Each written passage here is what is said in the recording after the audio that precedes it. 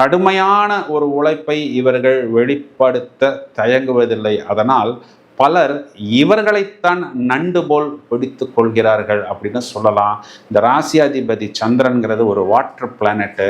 அப்போது பின்னாளில் நிறைய கடகராசி சகோதரிகளுக்கு இந்த ஒபேசிட்டி மற்றும் டயாபெட்டிக் சம்பந்தப்பட்ட சின்ன சின்ன உடல் உபாதைகள் அப்படிங்கிறது ஏற்படுகிறது. காதல் தோல்வி என இங்கே 5ஆம் அதிபதி ராசியில் நீசம், இவர்களே 5ஆம் இடத்தில் நீசம் அடைகிறார்கள். அப்போ காதல்னு சொல்லி இவர்கள் எங்கெல்லாம் மயங்கி போகிறார்களோ அங்கெல்லாம் கொஞ்சம் கவனம் தேவை. ஏன்னா இவர்களுடைய 5ஆம் இடம் அப்படிங்கிறது காலபுருஷனுக்கு 8ஆம் இடம் அப்படின்னு சொல்லக்கூடிய மறைவு ஸ்தானமாக வருவது. இதெல்லாம் இவர்கள் நிறைய விஷயங்களை வெளியில் சொல்லாமல் குறிப்பாக இரவு நேரத்தில் தனிமையில் அழுகக்கூடிய நபர்களாக இவர்கள் தான் இருக்கிறார்கள். எங்கே ஏமாறுகிறோம், எதற்கு ஏமாறுகிறோம் என்று தெரியாமலேயே ஏமாற்றப்படக்கூடிய நபர்கள்.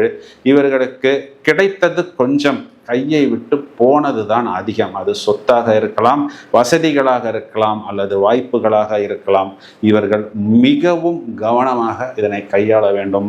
மூத்தவர்களுக்கு, வயதில் பெரியவர்களுக்கு அதிகமாக சர்வீஸ் செய்யக்கூடியவர்கள் இவர்கள் தான். அதாவது எதிர்பார்ப்பின்றி அவர் நமக்கு ஏதாவது ஒரு நல்லது செய்வார், ஏதாவது நமக்கு ஒரு பரிசு கொடுப்பார், அப்படின்னு ஒரு சன்மானம் கொடுப்பார் அப்படின்னு எல்லாம் இவர்கள் எதிர்பார்ப்பதில்லை.